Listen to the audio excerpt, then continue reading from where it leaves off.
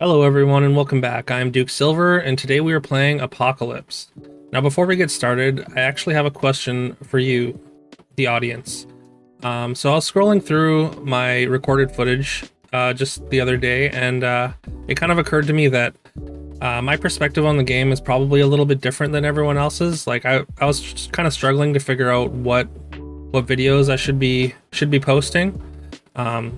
And like the fact that I have like 1700 hours in the game and just like kind of a grinder might not be the case for everyone else, right? So what's interesting to me definitely might not be interesting to everyone else. So I want to know like when you sit down to watch a Storybook Brawl video, what are you looking for? Like what kind of comps do you want to see? What's interesting to you? Do you want to see me just like completely demolish lobbies?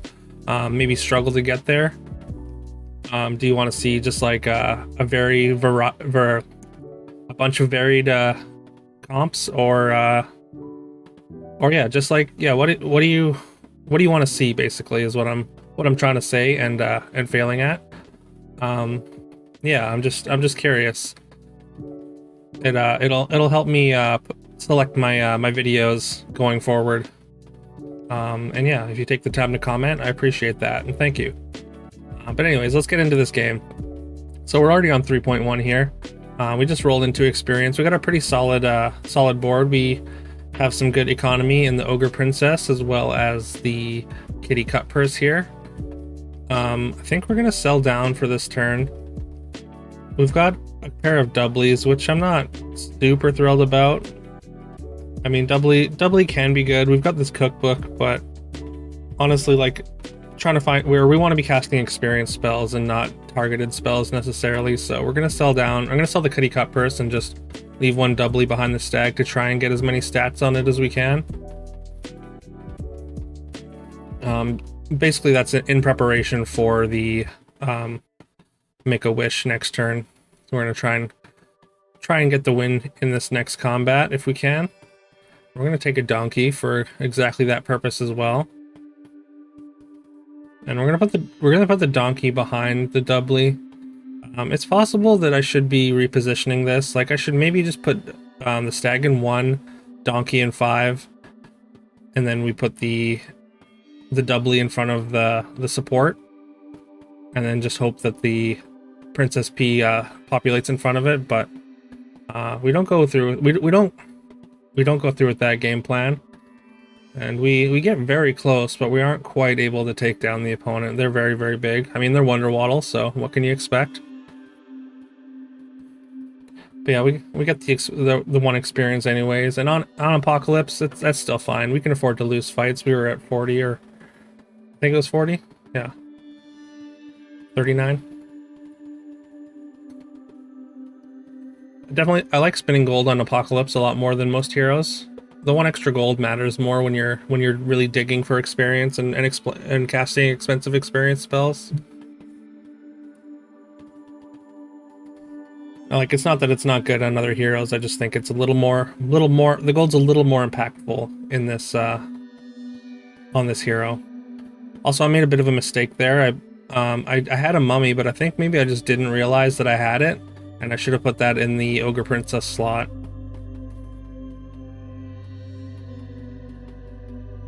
And then we get another experience, so we're 2 experience ahead now.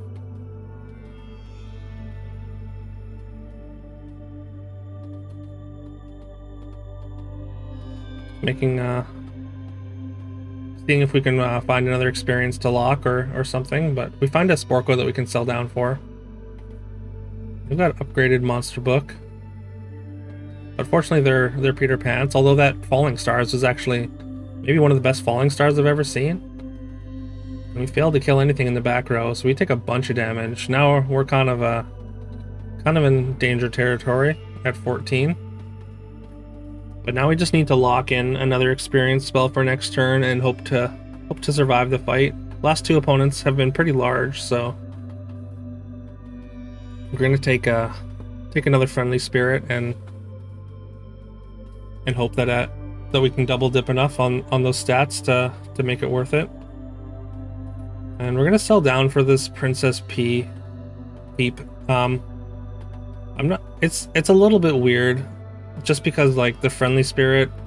If the friendly spirit goes on the princess peeps, then like the stats don't really do anything because it's not adding a ton of toughness, right? They're probably not going to be able to survive any trades anyways. But fortunately, our buffs go on the back row, which is exactly where we need them to, and that means that's going to be enough to win the fight. Oftentimes, I struggled because I take too many things that want to compete for that first attack slot, whereas in this case we had too many things that want to be in slot 4 there. But we find an experience we can sell down and get an extra 4 health off of the end here. So getting to 6 on 5.0 is a great place to be on Apocalypse, obviously. And we get a pretty decent mixture of characters.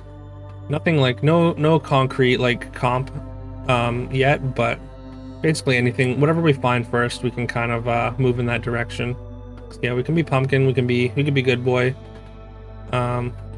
We could maybe be Princess. I mean, Princess P kind of goes in both Pumpkin and Good Boy, in my opinion. And we're gonna lock a pair of pumpkins there.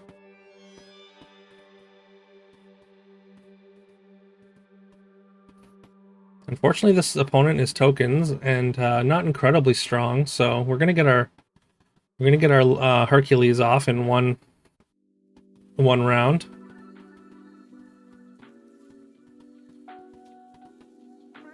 And we get the draw out of it, so great round overall, even though we didn't win the combat.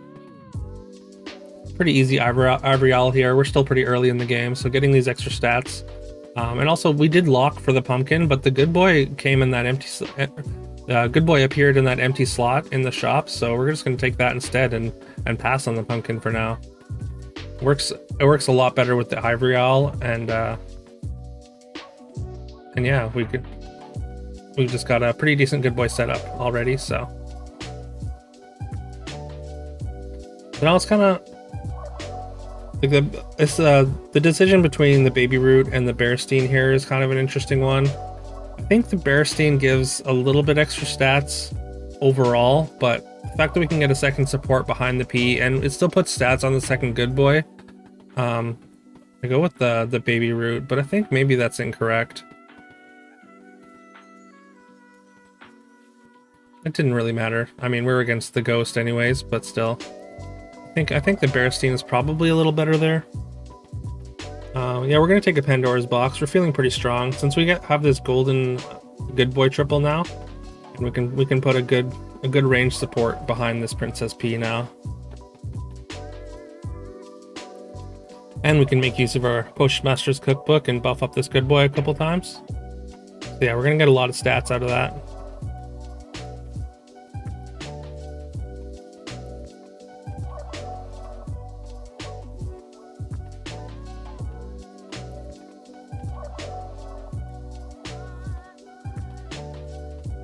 Yeah, we win that combat pretty handily. And we get a World Tree out of the Pandora's box, so... I mean, this opponent is at 36 life, so they've probably got something strong going on, but it's gonna have to be pretty impressive to beat our World Tree on level 6. Especially since we have this leftover Pumpkin and Lordy immediately. We don't even have to go hunting for pieces. We're just immediately absurdly strong. Not to mention the Court Wizard. I think it's been a while since I faced this opponent, so not really sure what to expect.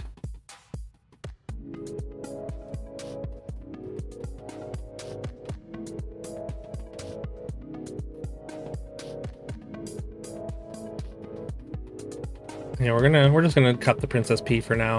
I mean, the Bearstein just works so much better, and they're full scams, so.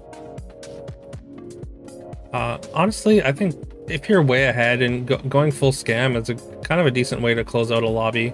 Like a golden pumpkin can just take people out from such high life totals that if you just like really lean into it while you're ahead, then it can seem like a comp that you only go in when you're behind, but yeah, I think pumpkin comp actually closes out games really well.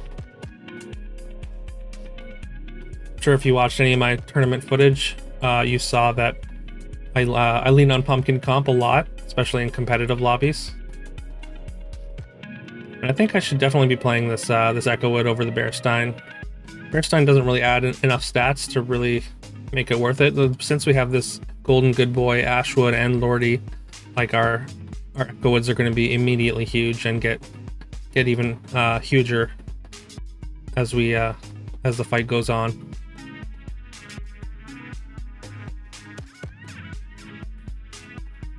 This opponent didn't have too bad a comp, but unfortunately they don't have World Tree, so not particularly close.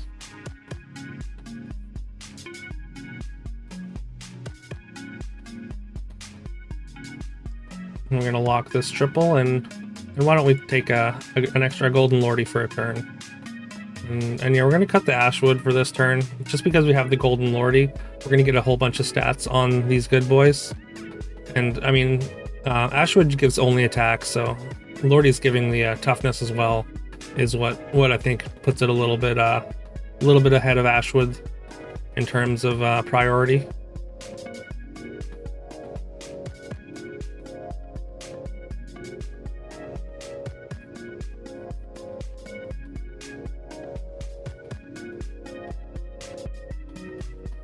We might as well take a Phoenix Feather here.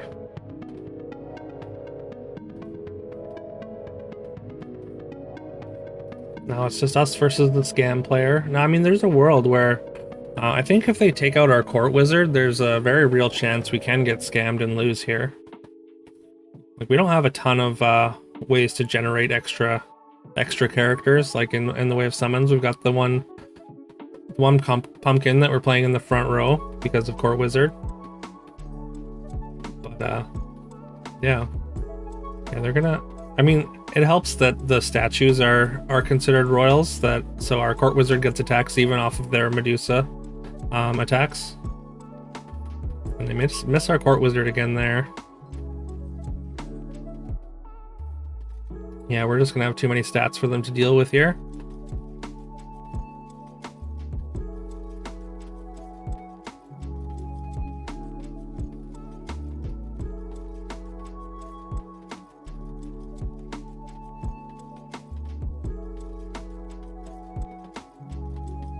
We can cast an Evil Twin on this Echo Wood, tripling it up, so we can put them both on the battle, or on the battlefield, on the board. I guess either one is fine.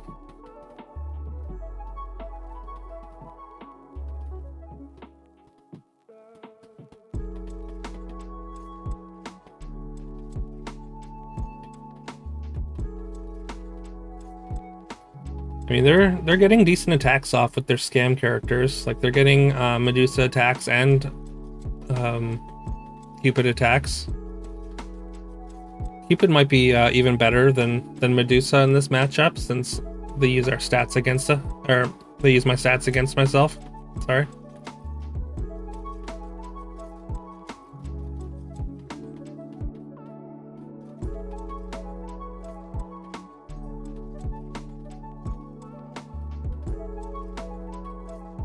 Yeah, I mean, I feel like most people would have conceded by now, so they're really putting in a valiant effort to try and scam us out here. And we're gonna cast a Pigomorph, just which feels a little rude, honestly. Yeah, they never really managed to scam our Court Wizard, which I think is the big difference. I mean they would have probably had to win or scam our Court Wizard a couple times just to get the job done, but yeah, it seems the Court Wizard just keeps fading the Medusa attacks. And yeah, and there we go. And I don't think we ever triggered our Phoenix Feather. So yeah, there's Apocalypse World Tree. Again, please let me know what you want to see in videos, just in general. I'm very curious just to see what people are looking for in general. And I'm always curious to hear other people's perspectives on things. But yeah, so if you like this video, please leave a like, subscribe if you haven't already. Really helps the channel, and I really appreciate it. Yeah. I guess I will see you tomorrow.